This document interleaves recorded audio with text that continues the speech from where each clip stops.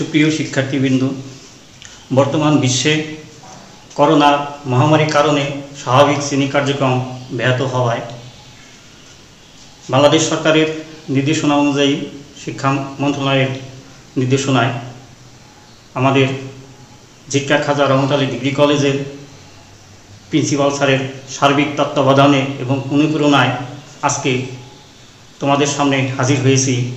আমি মোহাম্মদ হারিস প্রামাণিক, সহকারী অধ্যাপক, পদার্থবিজ্ঞান বিভাগ।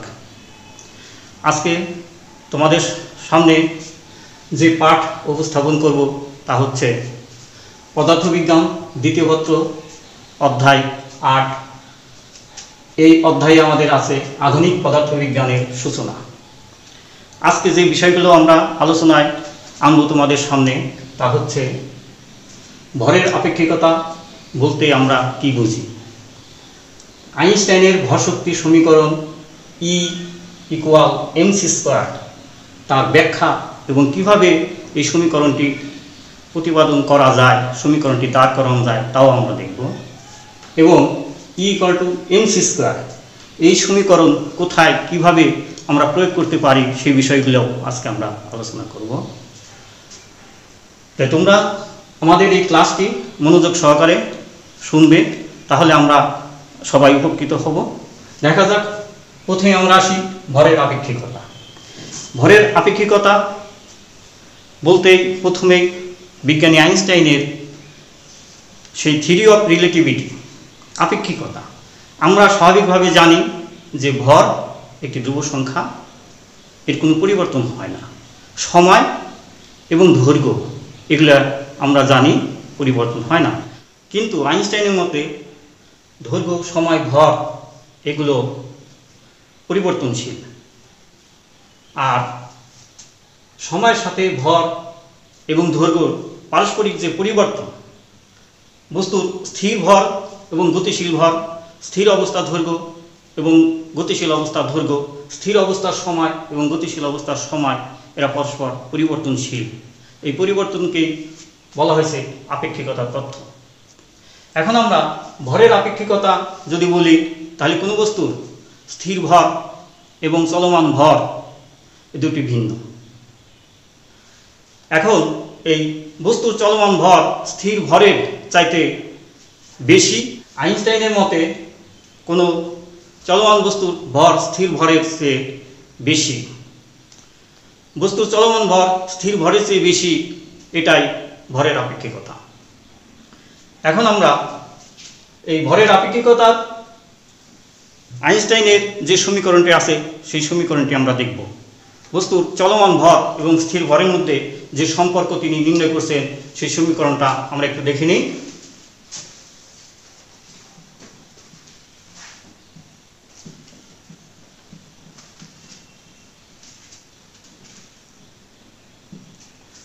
এই হলো সেই আইনস্টাইনের ভরের আপেক্ষিকতা সমীকরণ।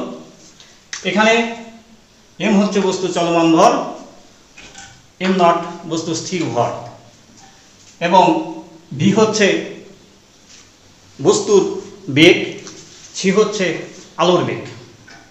এখন এই সমীকরণটা আইনস্টাইন দাঁড় করাইছে যে সকল বস্তুর বেগ আলোর বেগের কাছাকাছি।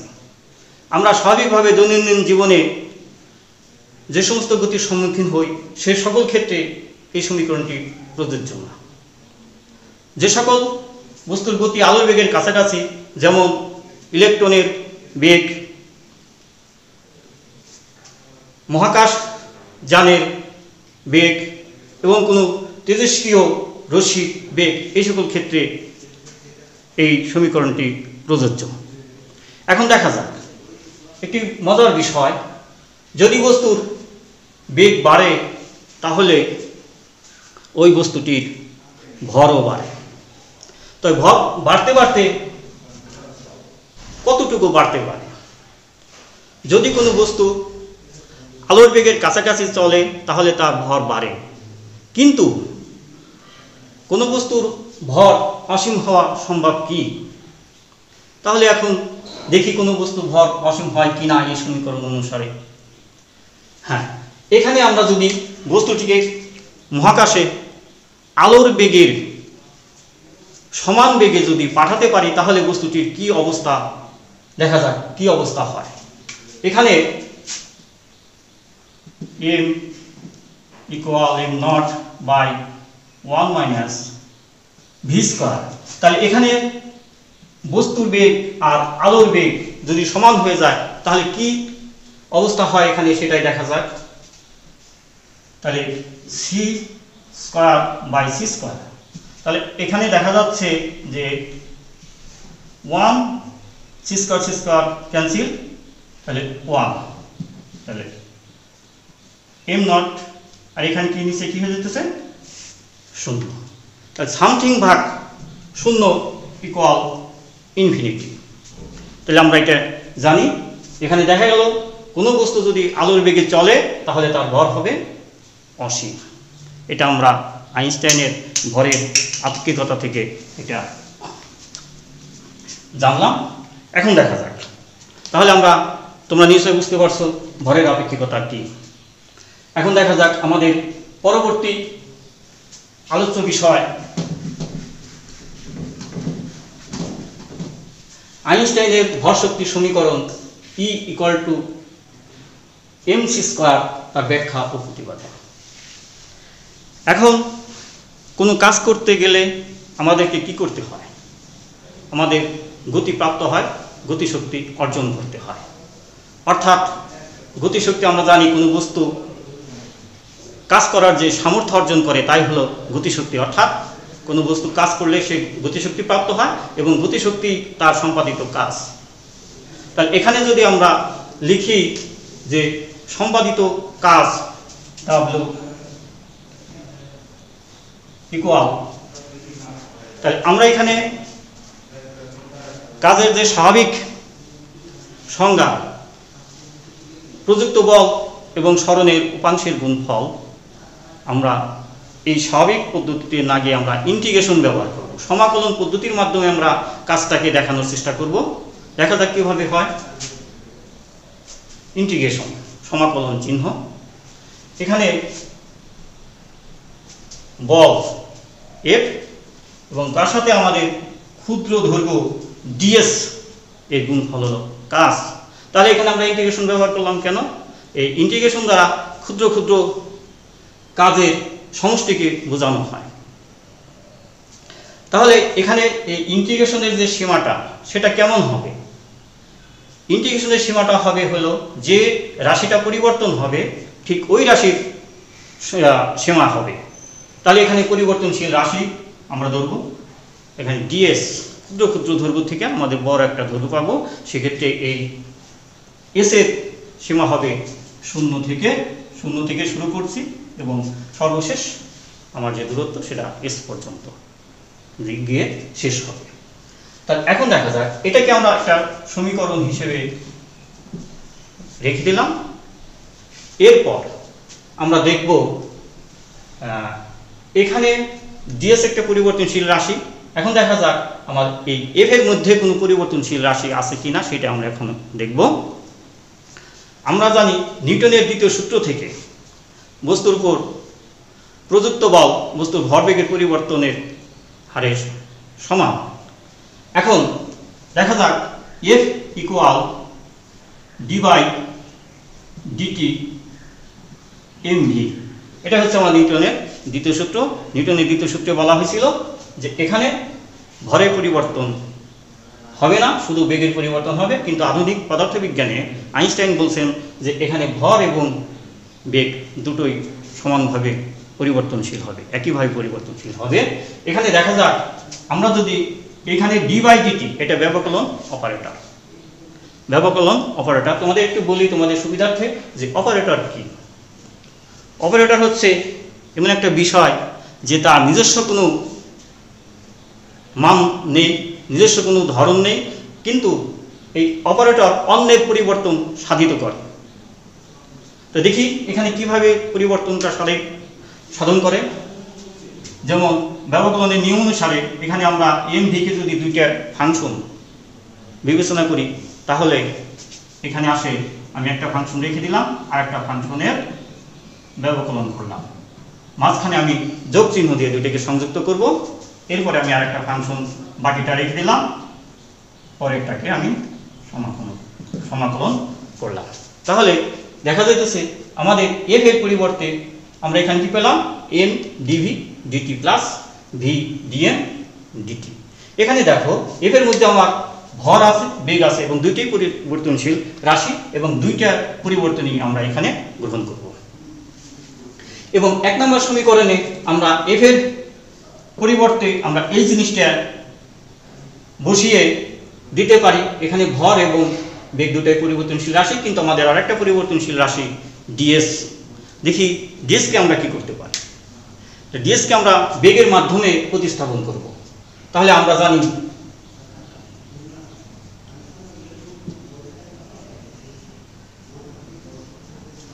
জানি V equal T S by DT.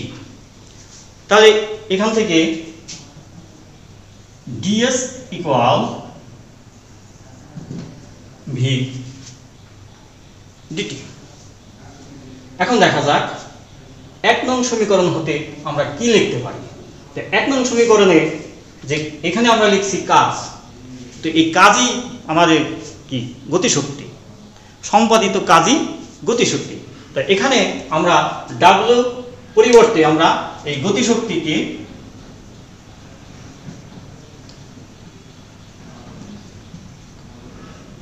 টি দ্বারা প্রকাশ করব। এখন তাহলে টি ইকুয়াল ইন্টিগ্রেশন এফ এর পরিবর্তে আমরা লিখব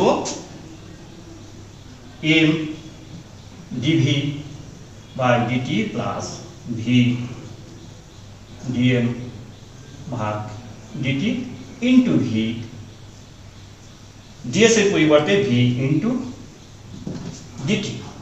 এখন আমরা এই সমীকরণের সীমাটা কিভাবে নির্ধারণ করব, এই ইন্টিগ্রেশনের সীমাটা কিভাবে নির্ধারণ করব।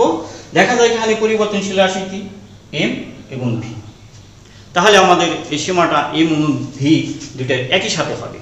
যে কোনো জিনিসের শুরুটা হবে 0 থেকে, আর লোয়ার লিমিট যেটা নিম্ন সীমা 0 থেকে এবং ঊর্ধ্ব সীমা এম ভি। এখন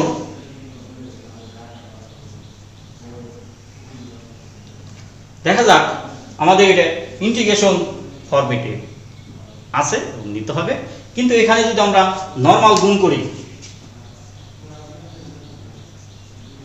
আমরা একটা স্বাভাবিক গুণ করি, তাহলে এই নিচের ডিটি ডিটি ডিটি কাটা যায়। কাটা গেলে পরবর্তীতে আমাদের এটা সমাকলন ফরম্যাটে চলে আসে। দেখা যাক কি থাকে এখানে, M V D V plus V square D M. এটাকে আমরা একটা সমীকরণ দিয়ে লিখে দিলাম, 2 নম্বর সমীকরণ। এখন দেখা যাক আমরা এখানে কিন্তু আমাদের এম ভর, কিন্তু আমরা জানি আইনস্টাইন সমীকরণ অনুসারে ভর পরিবর্তনশীল এবং ভরের আপেক্ষিকতা থেকে আমরা এটা দেখেছি, তোমরা দেখেছো। তো এখন দেখি সেই ভরের আপেক্ষিকতার সমীকরণটা আরেকবার আমরা একটু লিখি।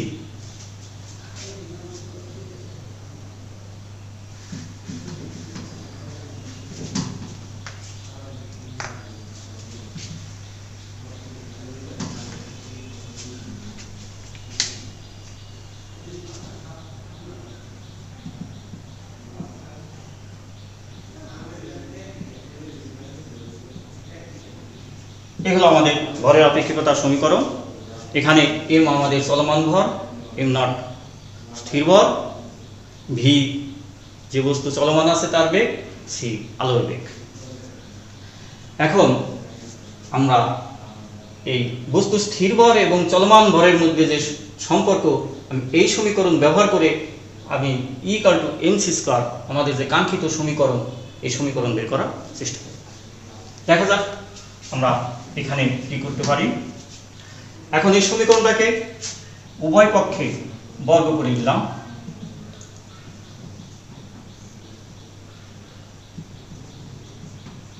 উভয় পক্ষে বর্গ করলাম।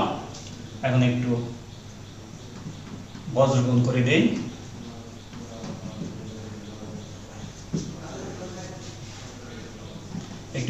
এবং সাথে একটু লসাগু করি।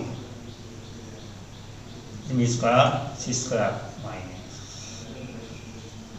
এম স্কয়ার ভি স্কয়ার একটু আগুন করে দিলাম M not square C square. তাহলে এটা আমরা মুছে দেই।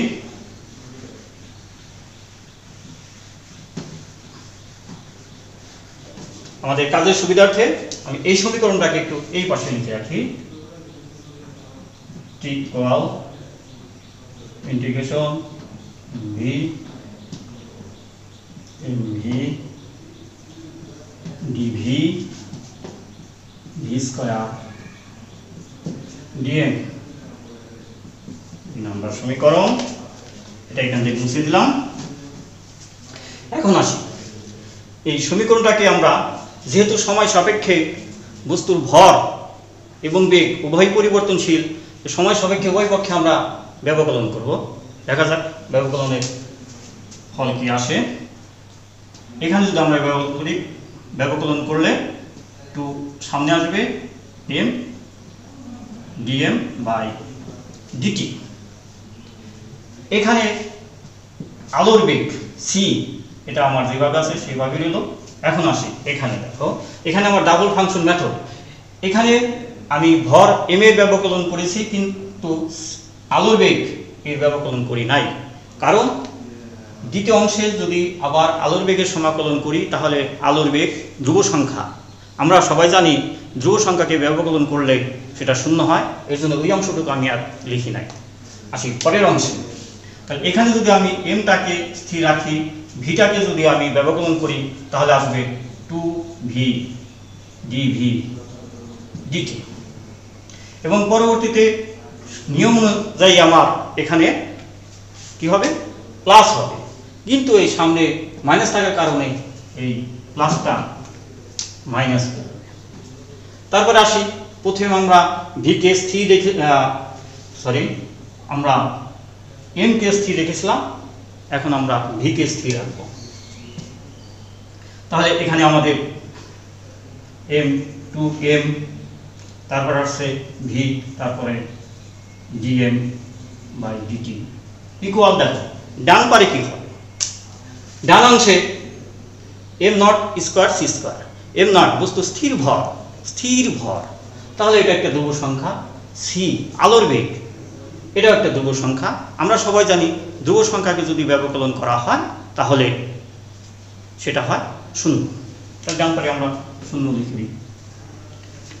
এখন আমরা একটু এখানে দেখব যে কমন কি জিনিসগুলো আছে সেগুলো আমরা বাদ দেওয়ার চেষ্টা করব। এখানে দেখা যাক প্রত্যেকটার ভিতরে two two two common, M M M common, এবং উভয়ের সবারই নিচে আছে ডিটি। তাহলে ডিটি কমন হিসেবে আমরা ওই পাশে ওটাকে বাদ দিয়ে দিতে পারি। তাহলে দেখা যাক আমাদের এখানে কি কি থাকে। এখানে থাকে সি স্কয়ারটাকে আমি আগে নিয়ে আসলাম, তারপরে লিখলাম ডিএম, এখান থেকে রইল আমার টু, এবং এখানে একটা এম চলে যাবে, থাকবে কি এম ভি, ডিটি চলে যাবে, থাকবে ডিভি, এখানে থাকবে টু এম চলে যাবে, থাকবে ভি স্কয়ার ডিএম ইকুয়াল শূন্য। তাহলে এখন এই সমীকরণে দেখা যাইতেছে যে দুই নম্বর সমীকরণের যে আমাদের ডান পারের অংশটা M V D V plus V square D M, এর সাথে এখানে একটা অংশ হুবহু মিলে গেছে। দেখা যাক কোন অংশটা মিলে গেছে। C square D M equal M V D V plus V square D M. তাহলে এখান থেকে আমরা এই মিল অংশটুকু পেয়ে গেলাম। তাহলে দুই নং সমীকরণে যদি আমরা এই অংশটুকের মান বসিয়ে দেই তাহলে কি অবস্থা হয় সমীকরণটি দেখো।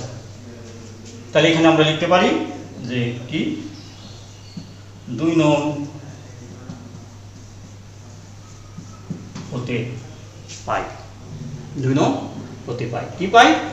তাহলে আমাদের ওই গতিশক্তি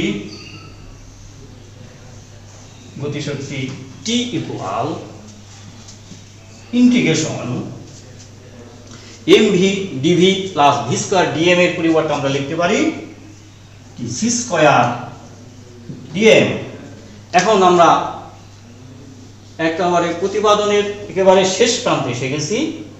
শেষ প্রান্তে এসে আমাদের দেখা গেল এখানে c স্কয়ার dm, c হতেছে আলোর বেগ। আলোর বেগ কি তোমরা সবাই জানো, এর একটা ধ্রুব সংখ্যা। কিন্তু তাহলে এখানে পরিবর্তনশীল রাশি কোনটা? m। dm হচ্ছে আমাদের পরিবর্তনশীল রাশি। এখন এই পরিবর্তনটা কিভাবে কোথা থেকে কোথায় যাবে? যখন শুরু ছিল, শুরুতে আমাদের ভর ছিল, স্থির ভর ছিল m0। যখন বস্তু চলমান হয়েছে তখন তার ভর m। তাহলে আমাদের সীমা পরিবর্তনশীল রাশি। এখানে ভর, ভরের সীমাটা আমাদের স্থির ভর থেকে চলমান ভর, শেষ ভর m থেকে m0 এর মধ্যে। এখন এই সমীকরণটাকে দেখা যাক, আমরা আবার ইন্টিগ্রেশন করি কি ফল দাঁড়ায়।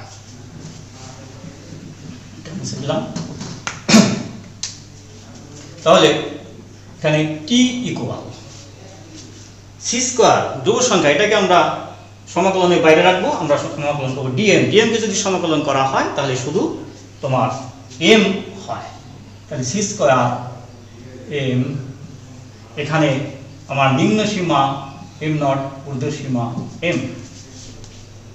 এখন নিয়ম অনুযায়ী আমরা দেখি c স্কয়ার আপার লিমিট ব্র্যাকেটের ভিতরে যা থাকবে সেখানে একবার আপার লিমিট বসাতে হবে। তাহলে m এর পরিবর্তে m, এবং পরবর্তীতে লোয়ার লিমিট m এর পরিবর্তে m0। তাহলে t সমান সমান এখানে লিখতে পারি গুণ করে c square minus m0 c square. এখন এই অংশটুকু আমরা মুছে দিই।